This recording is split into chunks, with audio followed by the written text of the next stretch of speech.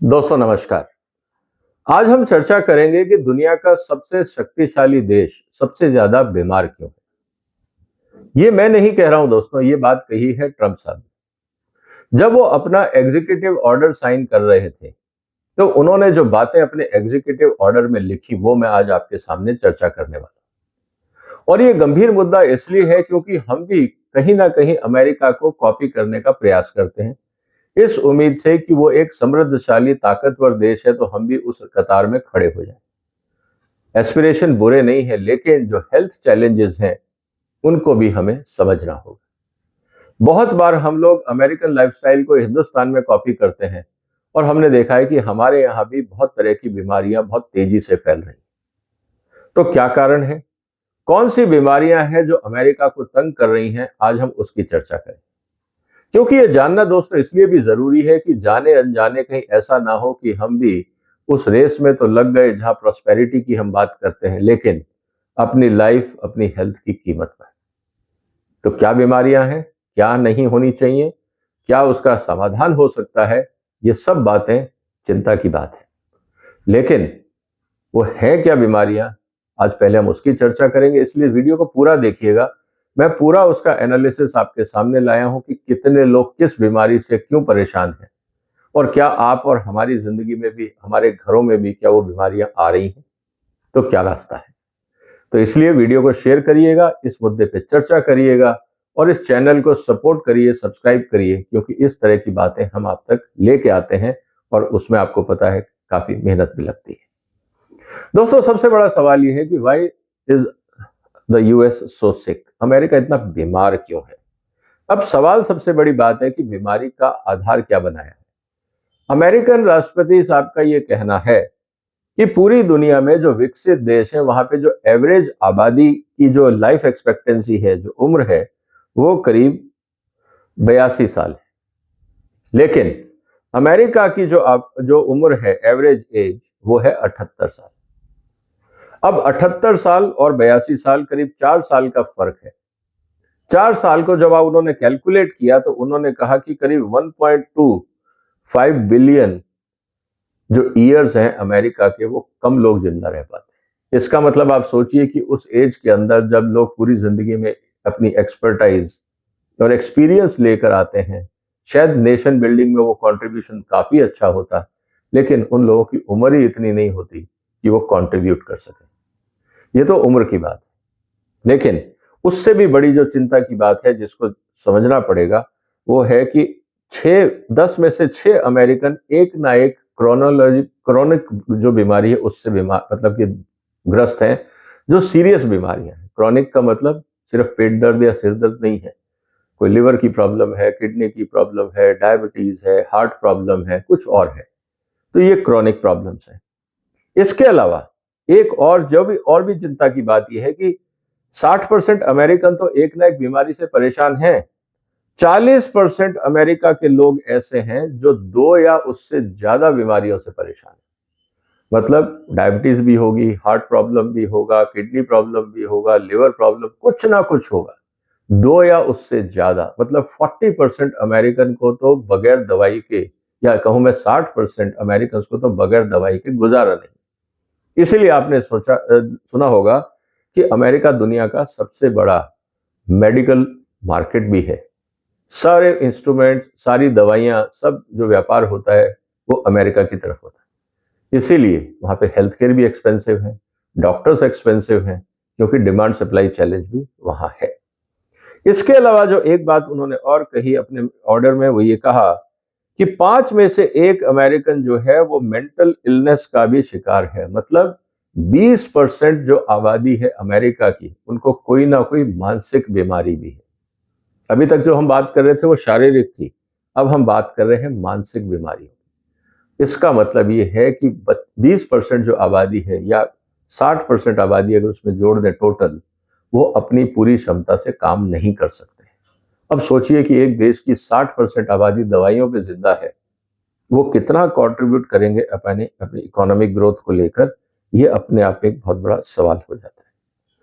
इसके अलावा उन्होंने एक बात और कही कि 204 जो देश हैं जिसका उन्होंने कंपैरिजन किया, वहां पे जो कैंसर रेट है, अगर हम पॉपुलेशन की बात करें तो दुनिया में सबसे ज्यादा एज के हिसाब से अगर आप देखें तो कैंसर रेट अमेरिका में है। अब अमेरिका ऐसा क्या खाता है जिसके कारण वहां पे कैंसर है? क्या वहां पॉल्यूशन है? भारत से तो शायद कम ही होगा। क्या वहां पे जो खाना खाया जाता है वो ठीक नहीं है? हम बात कर रहे हैं कोलाज की, फास्ट फूड्स की, जंक फूड्स की। क्या ये कैंसर की बीमारियां लाती हैं या कोई और कारण है? ये बहुत बड़ा इन्वेस्टिगेशन का मुद्दा है कि दुनिया में, क्योंकि फूड इंडस्ट्री में एज ए फूड टेक्नोलॉजिस्ट भी मैं आपको बता सकता हूं कि ये कहा जाता है कि you are what you eat. जो आप खाओगे आप वही बनोगे। तो अगर इतना कैंसर हो रहा है तो क्या कारण है? क्या जेनेटिक प्रॉब्लम है या न्यूट्रिशनल प्रॉब्लम है, डाइट प्रॉब्लम्स हैं, लाइफस्टाइल प्रॉब्लम्स हैं, क्या है? ये अपने आप में बहुत बड़ी चिंता की बात है। इसके अलावा उन्होंने ये कहा कि देखिए, इस समय अगर वो बात करें दुनिया की तो उनका ये कहना है कि करीब 88% जो बीमारियां हैं, वो इस समय जो कैंसर है अमेरिका के अंदर 88%, वो जो सर्वे हुआ था 1992 से 90 और 2021 के बीच में जो सर्वे हुआ था उसमें करीब 88% ज्यादा कैंसर हुआ। इसका मतलब पिछले 20 साल के अंदर, 20 से 30 साल के अंदर कैंसर अमेरिका में बढ़ा है। अब 20 से 30 साल में अमेरिका में क्या बदला? क्या खाने का तरीका बदला? क्या वहां पे पॉल्यूशन बदला? ऐसी क्या चीजें हुई कि कैंसर की दर अमेरिका में बढ़ गई और दुनिया में आज सबसे ज्यादा कैंसर की दर है? इसके अलावा स्टेटमेंट यह भी कहता है कि दुनिया में जो भी अस्थमा की बीमारियां हैं, अस्थमा डिजीज, वो बाकी देशों से डबल है। अस्थमा मतलब ब्रीदिंग प्रॉब्लम्स, लंग्स प्रॉब्लम्स। तो क्या लोगों ने फिजिकल एक्सरसाइज बंद कर दी, लंग्स एक्सरसाइज बंद कर दी, लोगों की लाइफस्टाइल में प्रॉब्लम आई है, पॉल्यूशन बहुत ज्यादा हो गया है? क्या कारण है जो इतनी बड़ी समस्या अमेरिका जैसे देश को झेलनी पड़ रही है? एक और जो सबसे बड़ा प्रॉब्लम आ रहा है अमेरिका में वो है ऑस्टिम का। दोस्तों, ऑस्टिम ये होता है कि आप बाकी जो लोग हैं अपने आसपास, आप उनसे इंटरेक्ट नहीं कर पाते। उनका ये कहना है कि जितने भी विकसित देश हैं ये प्रॉब्लम अमेरिका में सबसे ज्यादा है। इसको आप मेंटल से भी देख सकते हैं, मेंटल स्ट्रेस से, मेंटल डिसऑर्डर से देख सकते हैं, आप सोशल डिसऑर्डर से देख सकते हैं, आप ओवरऑल लाइफस्टाइल डिसऑर्डर से भी देख सकते हैं। ये चिंता की बात है और उनका ये कहना है कि ये जो बीमारियां हैं ये अमेरिका के लिए उचित नहीं है, ये कहीं ना कहीं बहुत प्रॉब्लम करती हैं। और इसी तरह से जब आप बाउल डिजीज वगैरह की बात करते हैं, इन्फ्लेमेटरी बाउल डिजीज, इससे ये पता लगता है कि कहीं ना कहीं अमेरिका के अंदर जो डाइट है उसमें जो फाइबर इनटेक है वो कम है। इसका मतलब हम ज्यादा से ज्यादा वहां रिफाइंड फूड खा रहे हैं, जिससे कॉन्स्टिपेशन होता है, जिससे बाकी बाउल रिलेटेड प्रॉब्लम्स आती हैं और बाकी जो हेल्थ ओरिएंटेड प्रॉब्लम्स हैं वो सब उससे आती है। इसका मतलब ये है कि जो हिंदुस्तान की थाली है, जो हमारा ट्रेडिशनल फूड था, वो अमेरिका के मॉडर्न फूड से, हेल्थ पॉइंट ऑफ व्यू से बहुत अच्छा था। तो दोस्तों, मॉडर्नाइजेशन के चक्कर में क्या हम गलत तरीके अपना रहे हैं? क्या लाइफस्टाइल के नाम पे हम क्या गलत तरीके अपना रहे हैं? ये आज एक बहुत बड़ी चिंता की बात है। इसके साथ ही उनका ये कहना था कि जिस तरह से हम ग्लोबल कंपैरिजन कर रहे हैं, जो अमेरिकन की हेल्थ की चैलेंज आ रहा है, ये बहुत ही अलार्मिंग कंडीशन है, क्योंकि हम शायद दुनिया में सबसे ज्यादा तेजी से बीमार होने वाले देश हैं। और यही नहीं, ये सिर्फ एडल्ट की बात नहीं थी।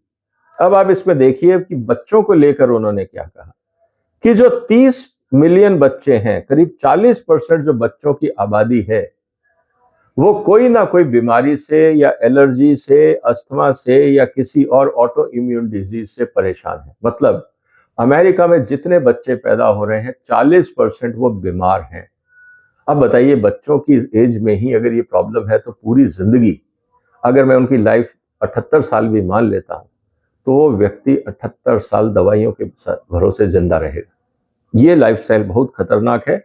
और सबसे इंपॉर्टेंट बात क्या है कि उनका ये कहना कि जो ऑस्टिम डिसऑर्डर है वो पहले 10,000 बच्चों में से सिर्फ 4 में ये पाया गया था, लेकिन आज 36 में से एक बच्चा ऑस्टिम का शिकार है। मतलब वो समाज में अपने आप को इंटरफेक्ट कर ही नहीं पा रहा है, समाज में एडजस्ट नहीं कर पा रहा है। क्या यही कारण है अमेरिका में वायलेंस बढ़ रहा है? क्या यही कारण है जिसके कारण वहां पे क्राइम बढ़ रहा है? ये बहुत बड़ा सवाल हमारे सामने है। और साथ ही साथ ये भी कहा जा रहा है कि जो 18% बच्चे हैं वो यंग एडल्ट्स, ऑलरेडी 18% जो बच्चे हैं वो फैटी लिवर डिजीज से परेशान है। फैटी लिवर डिजीज किस लिए? जंक फूड से, एक्सेसिव फैट इनटेक। इसका मतलब ये है कि जो बच्चे वहां खाना खा रहे हैं वो उनकी सेहत के लिए उचित नहीं है। 30% जो बच्चे हैं, मतलब जो युवा हैं, वो प्री डायबिटिक से परेशान है, मतलब डायबिटिक के बिल्कुल कगार पे हैं। 30% of America is on diabetic.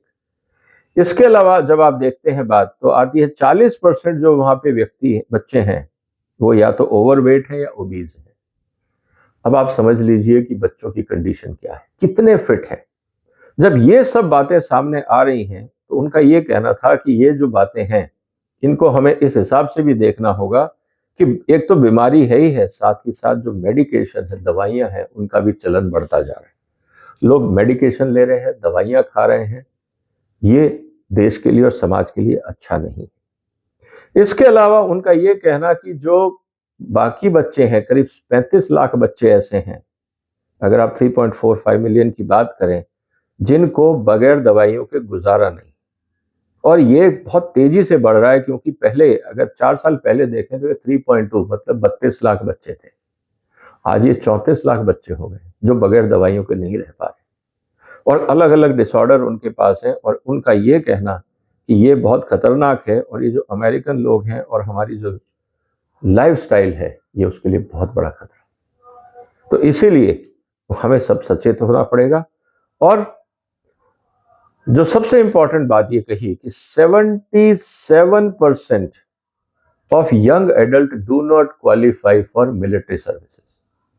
मतलब आप 77% लोग तो वो हैं, आप अगर ध्यान से देखें तो उनमें उनका ये कहना है कि 77% लोग तो वो हैं जो मिलिट्री सर्विसेज के लिए क्वालिफाई ही नहीं कर पाएंगे। तो इसका मतलब 77% तो फिजिकली अनफिट हो गए। इस बात को समझना होगा। एंड 90% ऑफ अमेरिका जो है, वो जो बजट है 4.5 ट्रिलियन डॉलर, जो एनुअल बजट है 4.5 ट्रिलियन डॉलर, हिंदुस्तान के टोटल जीडीपी से ज्यादा जो है वो अमेरिका का हेल्थ बजट है। आप इस बात को समझिए कि गंभीरता कितनी है, और किसी ना किसी क्रॉनिक और मेंटल डिसऑर्डर से परेशान। ये नॉर्मल बीमारियां नहीं है। हिंदुस्तान के जीडीपी से ज्यादा अमेरिका के लोग हेल्थ पे खर्चते हैं, और ये बहुत बड़ी चिंता की बात है। इसके अलावा ज्यादा से ज्यादा लोग बीमार हो रहे हैं, मेडिकल सिस्टम उनको ढंग से देख नहीं पा रहा। ये हमारी इकोनॉमी और सिक्योरिटी दोनों के लिए खतरा बनता जा रहा है। अब ये जो गंभीर बात है दोस्तों, ये वास्तव में हिंदुस्तान को भी सोचनी होगी कि हम क्या करने वाले हैं।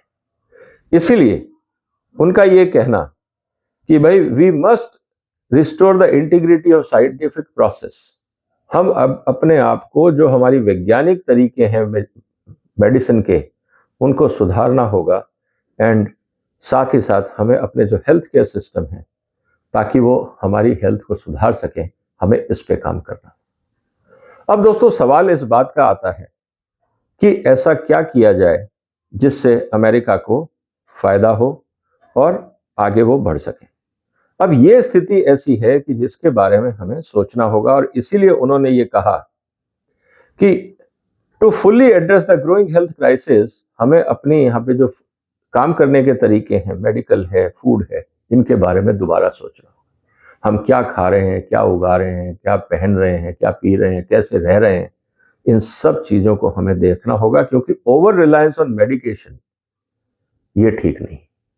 और जो नई टेक्नोलॉजीज आ रही हैं हैबिट्स को लेकर, एनवायरमेंटल इफेक्ट को लेकर, उनका हमारी सेहत पे क्या फर्क होने वाला है, इसकी भी हमें चिंता करनी होगी। तो दोस्तों आज सबसे बड़ा मुद्दा जो सामने निकल के आ रहा है वो यही कि अमेरिका जैसा देश जो इतना ताकतवर है एक हिसाब से कि वो दुनिया में अपने आप को सबसे बड़ी ताकत बताता है, इतना बीमार क्यों? क्या हम भी उसी रास्ते पे चल रहे हैं? क्या और रास्ता नहीं है एक हेल्दी लाइफस्टाइल के लिए? आपको क्या लगता है दोस्तों?